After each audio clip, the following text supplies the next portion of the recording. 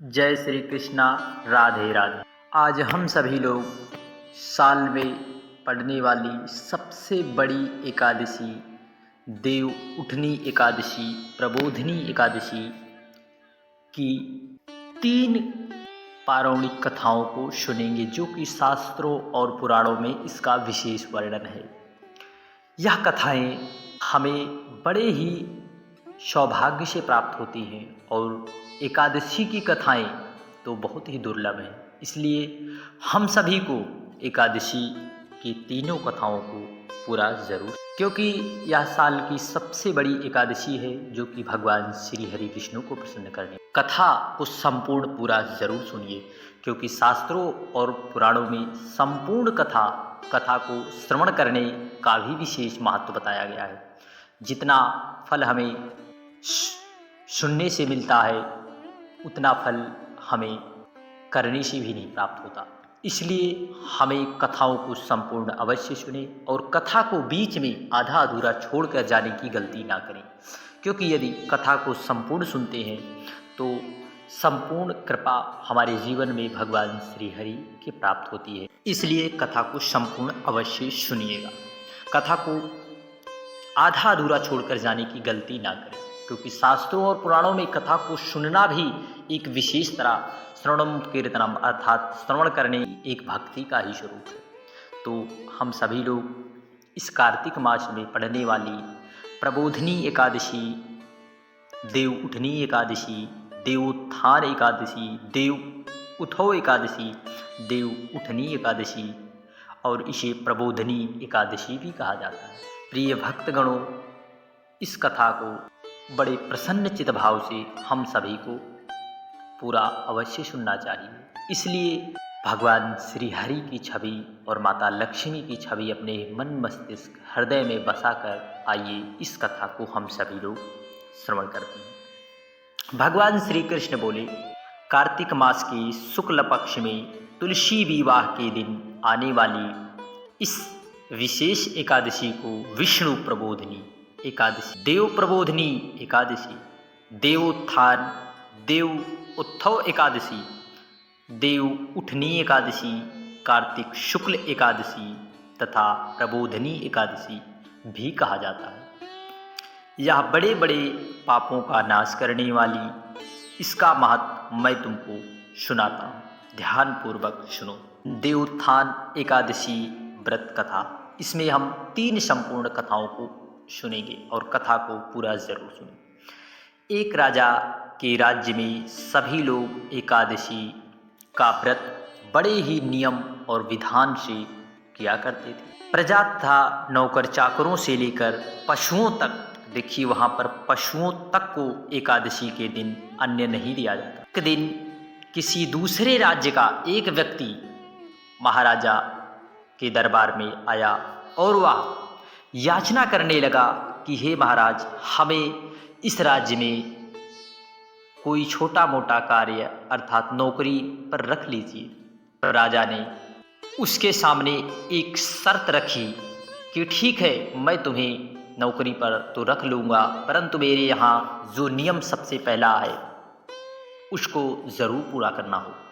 और यह नियम है कि हमारे यहाँ आपको रोज़ खाने को सब कुछ मिलेगा जो हमारे यहाँ पर्याप्त है, परंतु एकादशी के दिन अन्न आपको नहीं मिलेगा। यह शर्त यदि आपको मंजूर हो तो आप नौकरी के लिए हाँ कर दीजिए। अब उस व्यक्ति ने तो उस समय हाँ कर ही दी, पर एकादशी के दिन जब उसे फलाहार का सामान दिया गया तो वह राजा के सामने जोर जोर से चिल्लाने गिड़गिड़ाने लगा, महाराज, फलाहार से मेरा कुछ नहीं होने वाला, मुझे तो जब तक अन्न नहीं मिलेगा तब तक मेरा पेट भी नहीं भरेगा। आप कैसे भी करके मुझे अन्न ज़रूर देवें, नहीं तो मैं भूख के मारे मर जाऊंगा, मुझे अन्न दे दीजिए। राजा के सामने इस प्रकार की वह याचना करने लगा। तब राजा ने उसे शर्त की बात याद दिलाई, पर वह अन्न छोड़ने को तैयार नहीं हुआ। तब राजा ने उसे आटा, दाल, चावल आदि दिया जो कुछ भी था उसे दिया।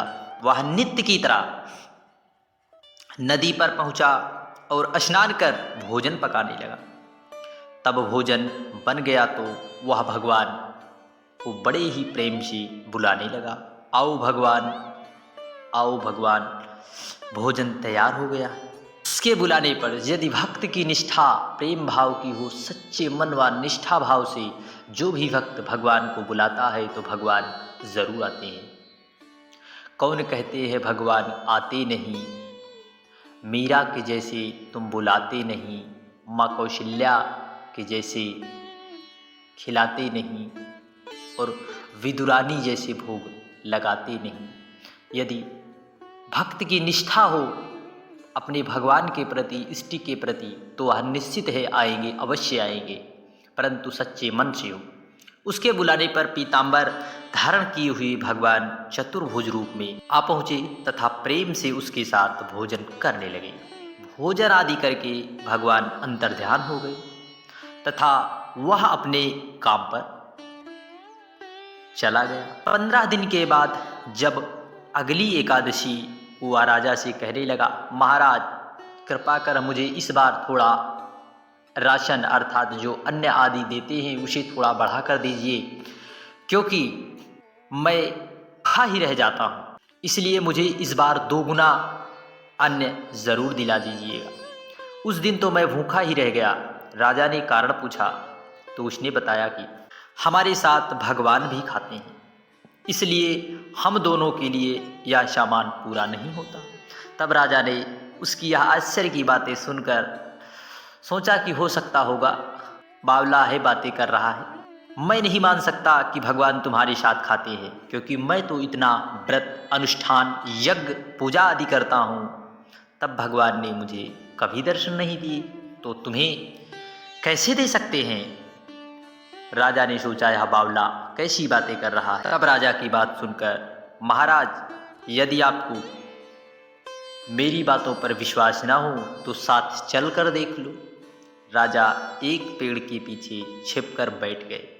उस व्यक्ति ने भोजन बनाया तथा भगवान को शाम तक पुकारता रहा, परंतु भगवान आए, क्योंकि भक्त की परीक्षा भी भगवान ऐसे ही लिया करते हैं कि भक्त डिग जाए, परंतु भक्त यदि सच्चे मन से प्रभु को याद करता है तो प्रभु ही उसे सामर्थ्यता प्रदान करते हैं। अंत में जब भगवान ना आए तब उसने कहा, हे भगवान यदि आप नहीं आओगे तो मैं नदी में कूदकर प्राण त्याग दूंगा। लेकिन तब भी भगवान ना आए। तब वह प्राण त्यागने के उद्देश्य से नदी की तरफ बढ़ने लगा। तब भगवान ने उसका दृढ़ता का इरादा जान शीघ्र ही भगवान वहाँ पर प्रकट हो गए। बोलिए चतुर्भुज भगवान श्री हरि विष्णु भगवान की जय। उसे रोक लिया और साथ बैठकर भोजन करने लगे। खा पी कर वे अपने विमान में बैठकर अपने धाम ले गए। यह देख राजा ने सोचा कि व्रत उपवास से तब तक कोई फायदा नहीं जब तक मन शुद्ध ना हो। इससे राजा को ज्ञान मिला, वह भी मन से व्रत उपवास करने लगा और अंत में स्वर्ग को प्राप्त हुआ। एक दूसरी कथा, एक राजा था कि भगवान श्री हरि विष्णु को प्रसन्न करने वाली है एकादशी की दूसरी कथा। उसके राज्य में प्रजा सुखी थी। एकादशी को कोई भी अन्न नहीं बेचता था, सभी फलाहार ही किया करते थे। एक बार भगवान ने राजा की परीक्षा लेनी चाहिए। देखिए भक्त की परीक्षा भगवान समय समय पर लिया करते हैं। भगवान ने एक सुंदरी का रूप धारण किया तथा सड़क पर बैठ गए। तभी राजा उधर से निकला और सुंदरी को देखकर चकित रह गए, क्योंकि प्रभु का रूप भी इतना मनोहर है और यदि सुंदरी का रूप धारण किए तो कितने सुंदर लगते हैं। तथा सड़क पर बैठ गए। तभी राजा उधर से निकला और सुंदरी को देखकर चकित हो गया और उसने पूछा, हे सुंदरी तुम कौन हो, इस तरह यहाँ क्यों बैठी? तब भगवान सुंदर स्त्री बने भगवान बोले, मैं निराश्रिता हूँ, नगर में मेरा कोई पहचाना नहीं है, किससे सहायता मांगूं? राजा उसके रूप पर मोहित हो उठे। राजा बोले, तुम मेरे महल में चलकर मेरी रानी बनकर रहो। सुंदरी बोली, मैं तुम्हारी बात मानूंगी, पर तुम्हें राज्य का अधिकार मुझे ही सौंपना होगा। राजा पर उस सुंदरी की बातें मन में बैठ गई और फिर सुंदरी ने कहा, राज्य पर मेरा पूर्ण अधिकार होएगा, मैं जो भी बनाऊंगी तुम्हें खाना होगा। तब राजा उसके रूप पर मोहित था ही, अतः उसकी सभी शर्तें स्वीकार कर ली। अगले दिन एकादशी थी। रानी ने हुक्म दिया, बाजारों में अन्य दिनों की तरह अन्न बेचा जाए। उसके घर में मांस मछली आदि पकवाए तथा परोसकर राजा से खाने के लिए। यह देखकर राजा बोला, रानी, आज एकादशी है, मैं तो केवल फलाहार ही करूँगा। तब रानी ने शर्त की बात याद दिलाई और बोली, यह तो खाना खाओ, नहीं तो मैं बड़े राजकुमार का सिर काट दूंगी। राजा ने अपनी स्थिति बड़ी रानी से कही तो बड़ी रानी बोली, महाराज, धर्म ना छोड़े बड़े राजकुमार का सिर दे दें। पुत्र तो फिर मिल जाएगा, पर धर्म नहीं मिलेगा। इसी दौरान बड़ा राजकुमार खेलकर आ गया। माँ की आंखों में आंसू देखकर वह रोने का कारण पूछने लगा, तो माँ ने उसे सारी वस्तु स्थिति बता दी। तब वह बोला, मैं सिर देने के लिए तैयार हूँ। देखिए, पुत्र हो तो ऐसा जो अपने पिता के धर्म की रक्षा के लिए अपने प्राणों की आहुति दे रहा है। इन कथाओं के माध्यम से हमें यह सीख अवश्य लेनी चाहिए। मैं सिर देने के लिए तैयार हूँ, पिताजी के धर्म की रक्षा होगी, जरूर हो। राजा दुखी मन से राजकुमार का सिर देने को तैयार हुआ तो रानी के रूप से भगवान श्री हरि विष्णु प्रकट होकर असली बात बताई। राजन, तुम इस कठिन परीक्षा में पास हो गए। भगवान ने प्रसन्न मन से राजा से वर मांगने को कहा तो राजा बोला, आपका दिया हुआ सब कुछ है, हमारा उद्धार करें। और एकादशी के दिन पारण का क्या समय रहेगा, इसका भी, और पूजन का क्या शुभ मुहूर्त रहेगा। 22 नवंबर 2023 को 11:03 से प्रारंभ होगी और 23 नवंबर रात 9:01 पर समाप्त होगी। इसलिए उदिता तिथि के अनुसार हम सभी लोग 23 नवंबर को ही एकादशी का व्रत करेंगे। पारण का क्या समय है, 24 नवंबर। व्रत का शुभ समय 24 नवंबर को 6:50 से लेकर सुबह 8:57 तक रहेगा। पारण तिथि के दिन द्वादशी समाप्त होने पर का समय 7:06 पर रहेगा। इसलिए एकादशी पर यदि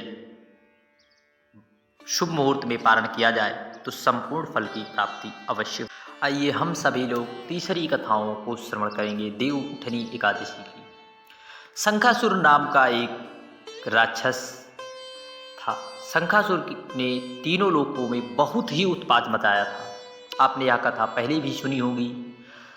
प्रिय भक्तगणों, तब सभी देवताओं के आग्रह करने पर भगवान विष्णु ने उसे राक्षस से युद्ध किया और यह युद्ध कई वर्षों तक चला, परंतु राक्षस हारने का नाम ही ना ले रहा और युद्ध में वह असुर मारा गया। और उसके बाद भगवान विष्णु विश्राम करने चले गए। कार्तिक शुक्ल एकादशी के दिन भगवान विष्णु की निद्रा टूटी थी और सभी देवी देवताओं ने भगवान विष्णु की पूजा की। शिव महापुराण के अनुसार पौराणिक समय में दैत्यों का राजा दंभ हुआ करता था। वह बहुत बड़ा विष्णु भक्त था। कई सालों तक उसके यहाँ संतान नहीं होने के कारण उसने शुक्राचार्य जी को अपना गुरु बनाकर उनसे ही कृष्ण मंत्र प्राप्त किया। यह मंत्र प्राप्त करके उसने पुष्कर सरोवर में घोर तपस्या की। भगवान विष्णु उसकी तपस्या से प्रसन्न हुए और उसे संतान प्राप्ति का वरदान दे दिया। विष्णु के वरदान से राजा दंभ के यहाँ एक पुत्र ने जन्म लिया। इस पुत्र का नाम शंखचूर्ण रखा। वह बड़ा होकर शंखचूर्ण ने ब्रह्मा जी को प्रसन्न करने के लिए पुष्कर में घोर तपस्या की। उसकी तपस्या से प्रसन्न होकर ब्रह्मा जी ने उसी वरदान मांगने को कहा। तब शंखचूर्ण ने वरदान मांगा कि वह हमेशा अजर अमर अविनाशी रहे और वह कोई भी देवता उसे ना मार पाए। परंतु विधान यह है कि मरना तो सभी को पड़ेगा, इसलिए ब्रह्मा जी ने वरदान दे दिया और कहा कि वह बद्री बन जाकर धर्मध्वज की पुत्री तुलसी जो तपस्या कर रही है उसी से विवाह कर ले। शंखचूड़ ने वैसा ही किया और तुलसी के साथ विवाह के साथ सुखपूर्वक रहने लगा। उसने अपने बल से देवताओं, असुरों, दानवों, राक्षसों, गंधर्वों, नागों, किन्नरों, मनुष्यों तथा त्रिलोकी के सभी प्राणियों पर विजय प्राप्त कर ली। वह भगवान श्री कृष्ण का परम भक्त भी था। शंखचूड़ के अत्याचारों से सभी देवी देवता परेशान होकर ब्रह्मा जी के पास गए और ब्रह्मा जी ने उसे भगवान विष्णु के पास लेकर गए। भगवान विष्णु ने कहा, शंखचूड़ की मृत्यु भगवान शिव के त्रिशूल से ही होगी, अतः आप उनके पास जाएं। भगवान शिव ने चित्ररथ नामक गण को अपना दूत बनाकर शंखचूड़ के पास भेज दिया। चित्ररथ ने शंखचूड़ को समझाया कि वह देवताओं को उनका राज्य लौटा दे, परंतु शंखचूड़ अपने अभिमान के मद में चूर हुआ। शंखचूड़ ने मना कर दिया और कहा कि वह महेश्वर से युद्ध करना चाहता है। देखिए, भूत भावन भगवान शिव से युद्ध करने पर भी आतुर हो गया। भगवान शिव जी को जब यह बात पता चली तो वे युद्ध के लिए अपनी सेना लेकर निकल पड़े।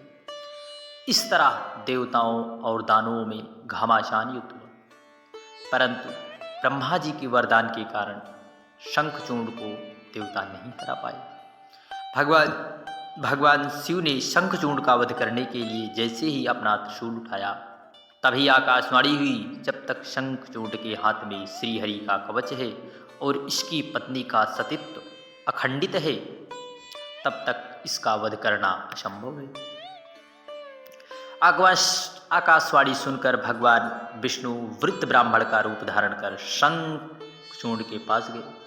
उसने श्रीहरि का कवच दान में मांगा। शंखचूड़ ने वह कवच बिना संकोच के दान कर दिया और इसके बाद भगवान विष्णु शंखचूड़ का रूप बनाकर तुलसी के पास पहुंच गए। शंखचूड़ रूपधारी भगवान श्री हरि विष्णु ने तुलसी के महल में जाकर अपनी विजयी होने की सूचना दी। यह बात सुनकर तुलसी बहुत प्रसन्न हुई और पति रूप में आए भगवान का पूजन किया, वह रमण किया। ऐसा करते ही तुलसी का सतीत्व खंडित हो गया और भगवान शिव ने युद्ध में अपने त्रिशूल से शंखचूड़ का वध कर दिया।